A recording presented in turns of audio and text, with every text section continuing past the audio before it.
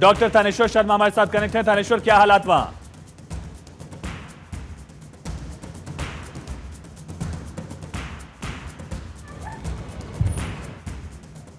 ये मेन हमारी छन्नी सिटी है। प्लान था कि जम्मू में रात 8 बजे से लेके और सुबह 5 बजे तक ब्लैकआउट रहेगा। इसी तरीके से पाकिस्तान पंजाब के गुरदासपुर में भी रात को 8 बजे से सुबह 5 बजे तक ब्लैकआउट की घोषणा पहले ऑलरेडी की गई थी। अब ये ब्लैकआउट का अभी जो धमाके की आवाज जम्मू में जो सूत्रों से निकल कर आ रहा है कि सुनाई गई है, वो धमाका किस तरह का, अभी इस बारे में किसी तरह की कोई जानकारी नहीं मिल रही है। मैं इस समय खुद पूंछ एरिया में हूं। पूंछ एरिया में एकदम अमन एवं शांति बनी हुई है। पाकिस्तान की तरफ से किसी भी तरह की कोई हरकत यहां नजर नहीं आ रही है। दुकानें बिल्कुल बंद हैं, यहां पर इक्का दुक्का दुकानें खुली हुई है। रोड पर आवाजाही बहुत कम है, लोग अपने घरों में हैं, लेकिन सेफ हाउस पे कोई जाने को तैयार नहीं है। सभी का एक ही कहना है कि हम सेना के कंधे से कंधा मिलाकर खड़े हैं, यदि कुछ होता है तो हम सेना के साथ ही आगे बढ़ने के लिए तैयार हैं। जी। आसपास के इलाकों को लेकर कोई अपडेट पुंछ के आसपास?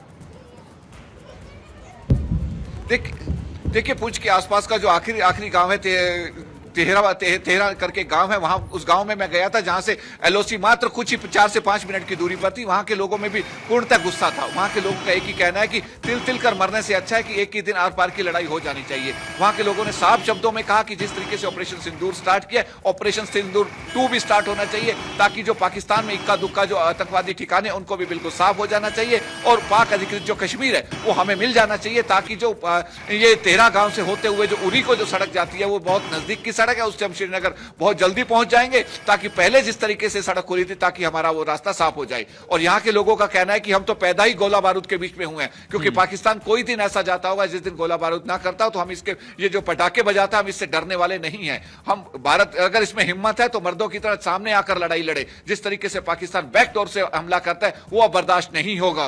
प्रधानमंत्री नरेंद्र मोदी ने 56 इंच का सीना दिखाते हुए जिस तरीके से पाकिस्तान में आतंकी ठिकानों पर हमला किया है, उससे हमें बहुत खुशी है। उससे हम प्रधानमंत्री का स्वागत करते हैं, प्रधानमंत्री का धन्यवाद करते हैं कि प्रधानमंत्री ने पहले ऐसे प्रधानमंत्री मिले जिन्होंने पाकिस्तान को सीधा घर में घुसकर मारा है। यहाँ के लोगों का कहना है कि अब हम आर पार की लड़ाई के मूड में हैं। अब हम किसी भी तरह के इस जंग को हम चाहते हैं कि पाक अधिकृत कश्मीर जो पाकिस्तान के पास है वो हमारे कश्मीर में मिल जाना चाहिए, ताकि पूरा विश्व अमन एवं शांति से रह सके। थानेश्वर, जम्मू में एयरपोर्ट पर रॉकेट से हमला, ड्रोन से हमला, ऐसी खबरें लगातार आ रही हैं, कोई जानकारी इस बारे में?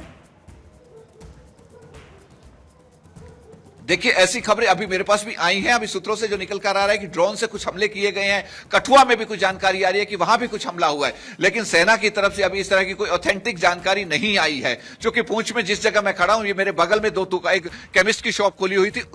अभी देखिए, यहां भी सायरन बजने की आवाज आ रही है।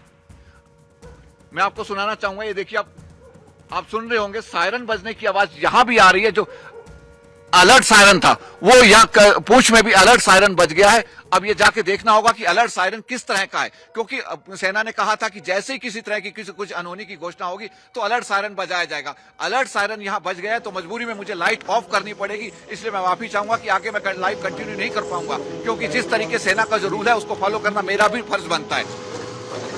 ठीक है थानेश्वर, आप बने रहिए और फिलहाल